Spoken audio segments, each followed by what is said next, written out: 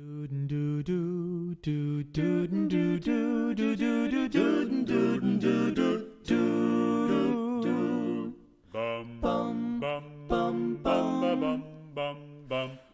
I get older, losing my hair, so many years from now. Hi, good afternoon. My name is Rhonda Sarah. I'll be your host today on Berkshire Senior Television. With me today is Bonnie DiTommaso of Elder Services, and we are going to talk to you about the various volunteer opportunities within the organization. We have a wide breadth of opportunities available, everything you could imagine from paperwork and folding to advanced money management techniques. So we'll go through all of those today. Welcome, Bonnie. Welcome to the show. Thank you. Glad to be here. Great. So we have an actual formal volunteer program. That's correct. Right. We actually have people on staff whose job it is to help people who want to volunteer with the organization and become active in the organization with us. Tell me a little bit about what happens when somebody calls and just says, I want to volunteer. So what happens when someone calls to volunteer is that as part of the conversation, I ask them, first of all, how many hours of volunteer time they want to donate. Okay. How frequently they can be available. And we also try to establish some of their skills in terms of what do they have to offer so that we can properly match them with the various programs that we are trying to backfill with volunteers. Okay. So it could be that someone says, well, I only have 2 hours a week. We certainly can use those volunteers. Okay, good. In a variety of services. Okay. It could be companionship to a senior that is homebound. It could be helping stuff envelopes once a month. And we very much value our volunteers. It's critical to every program that we have that we utilize volunteers. Of course. Without the volunteers, our programs would not be possible. Right, right. Now, our organization, Elder Services, many people don't realize the sheer breadth of services that we provide at Elder Services. And because of that, don't necessarily recognize the opportunities they have for volunteering. And at the same time, you know, we can't possibly execute everything we want to do on our programs with just paid staff because there's just no way possible in our budget to do everything for everybody. But the volunteers kind of seem to come in and fill that critical void and provide that rounded community service that people that come to Elder Services expect. Now, if I were a member of the community, and let's say I only had like an hour or two a month, would I be able to volunteer with you? Sure. Okay. Sure. So anyone who comes to Elder Services or calls Elder Services to volunteer, they're directed to me. Okay. And your name? And my name is Bonnie DiTommaso. Okay. I oversee the home and community-based programs, and I would be the contact for anyone who wants to volunteer. So basically what the person would do is they would be connected with me. I do a brief screening over the phone and then would send them an application. We do have funding from federal programs, and as part of that, we do have some requirements to screen volunteers for the services that they want to provide. And that is to protect the seniors that they are interacting with as well.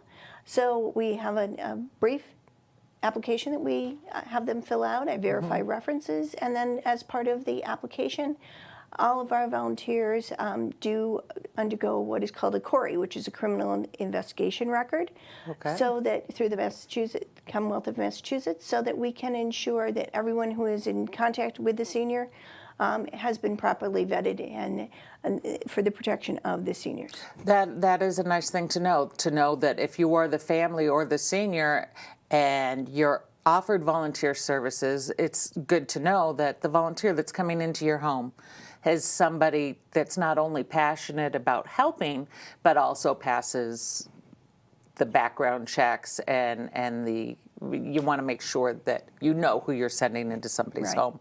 And you can feel safe inviting that volunteer into your home. That's important. And another important thing to mention is that the volunteers do provide training. Depending on the program that they're volunteering for, there are different levels of training that may be required for the particular program.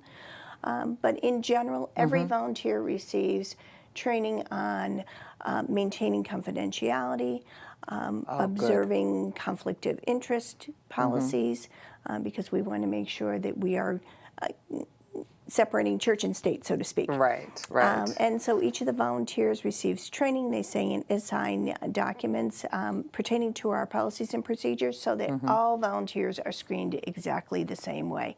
And that is to ensure, again, that our seniors are protected, that their family members know that the person going into their home is trustworthy. So if my grandmother were to have a volunteer come into her home, she's not going to see her picture on Facebook later that day saying, "Meet Ginny, this great person that I met with today." You know, things like that. That's a privacy issue. Sure, sure. And we very much emphasize that anything that's discussed with the senior in their home it stays in that person's home. That's so, great. Because we do recruit volunteers throughout the community. And there are volunteers in their community who, for example, may run into their consumer. Oh, sure. You may see them in the grocery store. Correct. And so we always say to them, you know, we want to keep that separate. So you don't discuss what you've discussed with them in the grocery store or say, "Oh, I saw Rhonda today." Right. That's nobody's business but the person that you're assisting. So. Okay. Just like your doctor will just walk past you in the cereal aisle and pretend they've never seen you before. Yeah. Sure. Okay, great. Now, and the Corey check, just so people don't become intimidated, what is, you said that's a criminal background check? How, I mean, if somebody wants to volunteer, do they have to like open themselves up to, I mean, is their privacy protected as well? We want the senior to be safe, but we want the volunteer to also maintain their level of respect and privacy. So what is a Corey? So we are required by the Commonwealth of Massachusetts to submit a form to the Commonwealth of Massachusetts, and there are certain guidelines that we are required to follow in terms of what we are looking for on a criminal record. This is not an FBI investigation. They're not fingerprinted. No White House security clearance or anything? No. And basically we're looking for just to ensure that people, for example, haven't had any sex offenses or any involvement with exploitation of a senior. That type of thing are the major concerns. Okay. There are very specific guidelines we follow that may vary from what people are used to with a Corey check for other organizations that they may deal with. For example, schools and camps have much more stringent guidelines than Elder Services does. Oh, okay. So a Corey check is not a Corey check across all platforms. Correct. Okay. And one thing I would also mention is that very often we have volunteers who say, well, you know, I work in a school, so I've already been Corey checked. We are required to perform a Corey investigation on every volunteer Even if use. you have it for another purpose in life. Correct. Okay. Correct. Because Fair of our enough. funding sources. Of course. I mean, there needs to be checks and balances to make sure all parties are safe and comfortable and can make the most of their relationship. Sure. Now, let's say I volunteered an hour a week to be a companion with somebody. What is that? I assume that's not housekeeping, that's not doing their dishes. What are you doing? So companions are providing a service to someone who is homebound, who is not able to get out of their home. Okay. And that can be as simple as reading to the consumer in their home. Sometimes it's just having a conversation with the consumer in their home. And to your point, we make it very clear to the volunteers that they are not expected to do any dishes or cleaning, and especially not having any physical contact with the consumer in their home in terms of, you know, helping them get from point A to point B or helping them with bathing, any of that sort. Great. Because in many cases, the consumers who are looking for companionship sometimes may get confused because they're receiving other services and may Right. get confused about who's coming into the home. So So a companion is just that, a social companion, a friend, somebody to share time with, share stories. That's where I would imagine your interviews with volunteers comes in important, because you get a chance to learn what the interests are of the volunteer and make a better match with the elder that's looking for companionship or other services. You know, if we find out you're a great pinochle player and we know one of our clients used to run a league out of our kitchen, that's great. You know, Sure. that would be a great match. and we really try to match the volunteer with the consumer's interests so that Great. there is, that common link That's fantastic. to the person in their home. Okay. Now, I'm saying this, not all volunteers are direct services to consumers. Some volunteers, like the volunteers we have here today at Berkshire Senior Television, are volunteering in a technical fashion in a television studio. What are some of the other types of non-consumer interaction can we look for? So and we are always looking for people who have a couple of hours, either during the week or even a couple of hours a month to come into our offices at 877 South Street to assist us with some of the more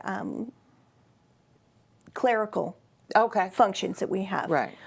For example, on a monthly basis, we send out donation envelopes to Okay. the general community, and so we need people to stuff the envelopes Right. with the letter asking for donations. Okay. We also have volunteers who may be needed to come in and send envelopes out to people who are receiving services for their, because there is a recommended copay Oh, okay. for services, and so this allows the consumer Okay. then to mail their payment into Elder Great. Services. Great. We also have many opportunities for people who are more computer literate to do some data entry. Most of our programs do require some reporting. Oh, yes. Out We are to- state and federally bound to manage numbers in a very, very precise manner.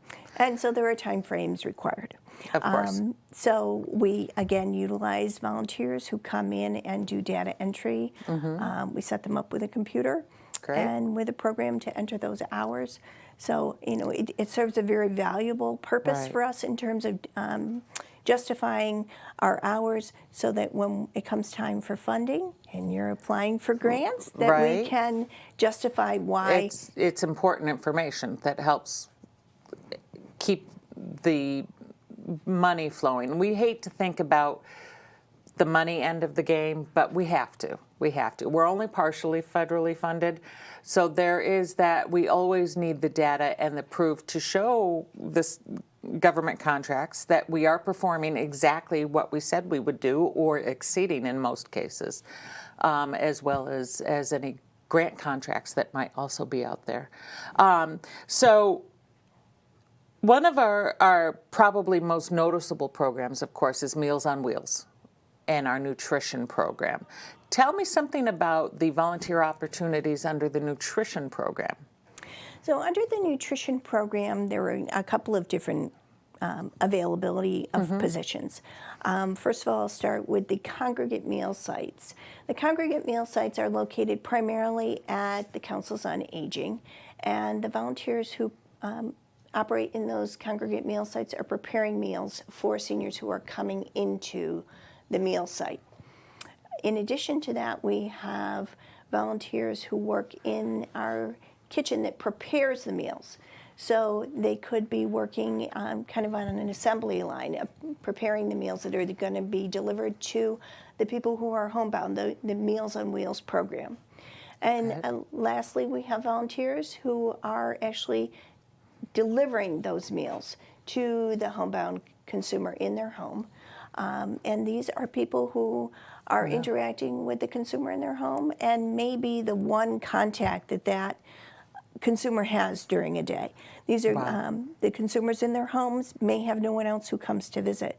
And we have had instances where, these Meals on Wheels drivers are serving invaluable service. Right.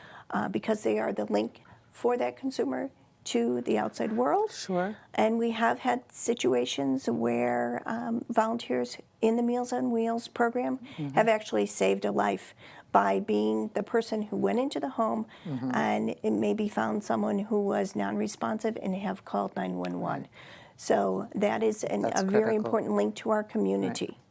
And if nothing else, probably the greatest sense of satisfaction, I followed a Meals on Wheels driver last winter, was the size of the smile you get when they open the door. I mean, I've realized that the volunteer drivers and the people receiving the meals often establish this friendship, this bond, and they're just they share jokes, and it just seems like a very fulfilling thing to do, to see these people light up when they know it's you at the door. That's pretty special. That's a special opportunity. And many of the Meals on Wheels volunteers have been doing it for many years. Yeah. So they have established roots. They're dealing with the same person on a regular basis or the same people on a regular basis. And I would emphasize that the Meals on Wheels are delivered to all of our communities in all of our cities and towns in Berkshire County. So even if someone is in a more rural environment, they will be served. Right, all 32 communities, every one of them, no matter one corner to the other, we get there somehow, and it's amazing the coordination that the nutrition program goes through on a daily basis. I mean, there's 750 meals a day going out of our kitchen in Lanesboro, and they all find their home. They all find their one individual person that needs that meal, and honestly, volunteers are a very critical part of that one. And for family members who are concerned about the quality of food, there are safety standards for the food that is delivered. Okay. And the Meals on Wheels volunteers, the drivers, are required to make a physical site of the person in the home. So they don't just leave the meal on a stoop.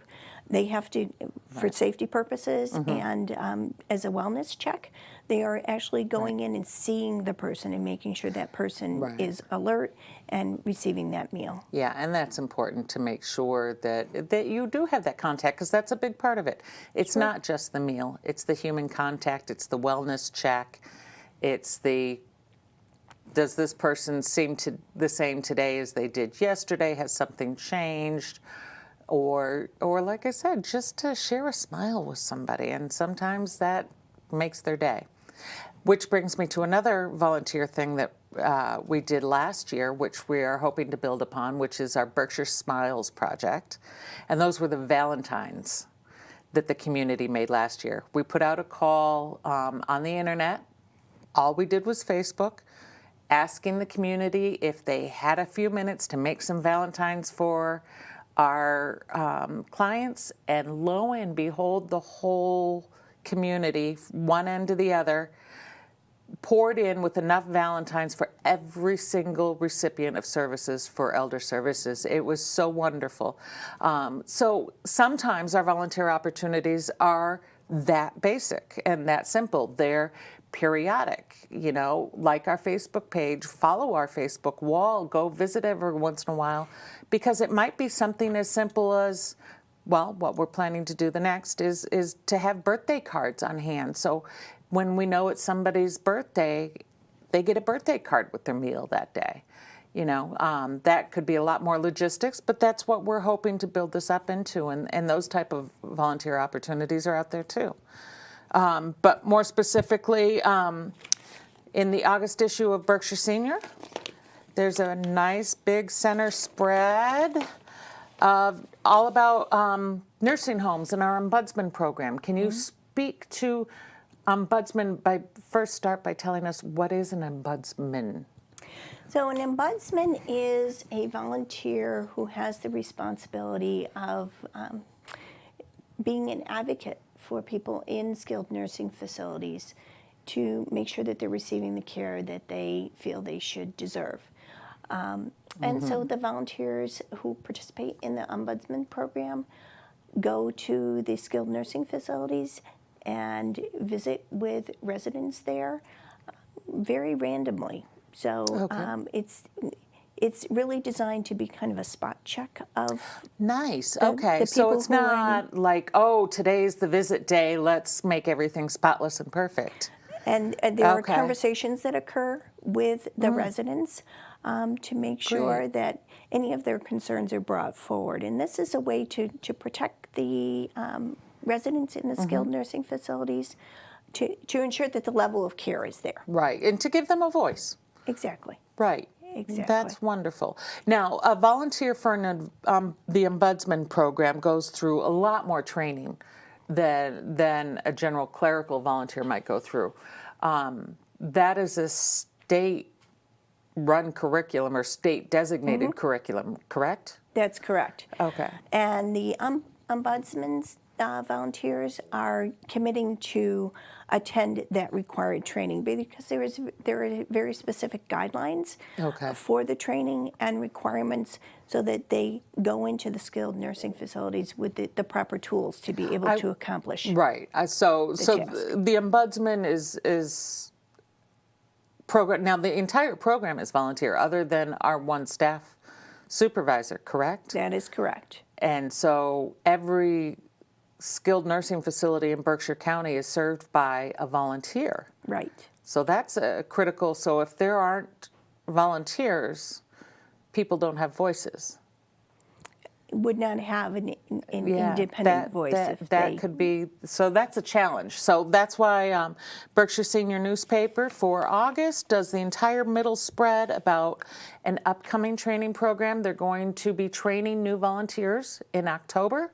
So if the Ombudsman program is something that you would want to consider learning more about or consider taking the training program for, you can learn about our program director and the upcoming training program and the requirements of it and opportunities to get in touch with the Ombudsman program staff to begin that journey, a very special journey for people who have a very particular interest. And that's fresh in October. And it is on page 9 of the Berkshire Senior this month, which is, by the way, if you don't have the Berkshire Senior, this is it. It's a free publication. It's all over Berkshire County. It comes out every month. And if it is something you are interested in, either at your business or community site, please give us a call. Let us know. We can make sure that some get delivered to your site. If you're an individual and you want one mailed to your home, just give us a call and ask for me. My name is Rhonda, and I will make sure you get the next issue. Some of the other highly trained volunteers, Shine counselors. I can't speak enough about the importance of Shine volunteers. Again, This is a program that is primarily staffed by one full-time person and a half-time person, a part-time person. If you can imagine all of the baby boomers and the people who are aging in place who have medical or health insurance concerns, during open enrollment, they are served by a team of very qualified volunteers who attend over 50 hours of Shine training to be able to provide Berkshire County residents with free, very comprehensive health insurance training and counseling. And the most important aspect of this is that the consumer always has a choice about which way to go. So the Shine volunteers are giving them choices of information about, for example, drug plans. And, you know, in October, everyone hears about open enrollment. Yes. October 15th to December 7th is the time to pick your Ingrained, drug plan. tattooed on all our heads. And we have a team of volunteers who are helping people in Berkshire County make those choices, Great. making sure that they are in the right drug plan and that they have the right comprehensive Medicare benefits. So without the team of volunteers who help with the Shine program, and they help all year round, we have people in, they come into the office that are there So if you have a driving change in your medical and you're allowed to make a change at a time other than open enrollment, you're still available for help. Absolutely. Okay. Absolutely. And I would emphasize that baby boomers who are getting close to retirement age, I happen to be in the age group, but I'm not close to retirement yet. But a lot of people in Berkshire County, we know that our communities are aging in place. We know that by the year 2020, most of the communities in Berkshire County will be primarily people over the age of 50. And there is a definite need for those folks to be able to have free information about health insurance so that they can make the proper choice. And just to throw some data behind that, I know as the grant writer, I get all the numbers from all of this, and I can attest that the average Shine person that comes in for Shine counseling ends up with a value of over $1,400 a person in savings for their medical care. That's a lot of money that is staying in Berkshire County because of this program. $1,400 a person is a lot of money to be paying for the wrong health insurance. So that's important. So let me just quickly, because we are unfortunately running out of time, we have a money management program that runs on volunteers. Benefits counselors, which I would say are more under the Shine, the nursing home ombudsman, our video volunteers like we have here with us today, office, Meals on Wheels, transportation. We didn't really talk about that. We have people that help people get to doctor's appointments if they don't have a ride. That's correct. Okay. That's correct. And these are volunteers who are providing transportation to seniors who have no other option. These are seniors who are able to independently ambulate into the volunteer's vehicle, because as you can imagine. So you can get yourself in and out of a car. Right. You just don't have one to drive or can't drive because Correct. of any condition. Correct. Okay. And we also have volunteers who will go grocery shopping or take someone grocery shopping. Oh, that's helpful. Which is Great. very helpful for people who maybe can't drive to the grocery store. We have volunteers who will take them. Great. Now, just to summarize, I understand you have some data. How many volunteers do we go through? How many people do we serve? How many hours of volunteering do we advocate for and enable in a year?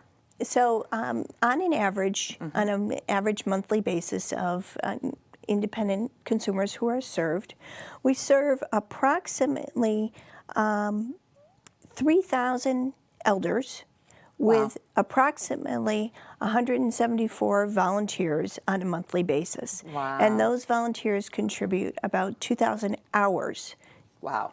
of community service. So this is significant. It This is the significant. community serving the community. Exactly. What a wonderful opportunity. Yes. Thank you very much for being with me here today and sharing these opportunities with the community.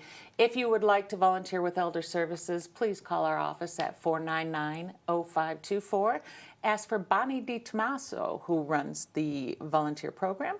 I am Rhonda Sayre, and thank you very much for being with us on this month's edition of Berkshire Senior Television. Till 2:45, would you lock the door? Will you still need me? Will you still feed me when I'm 64?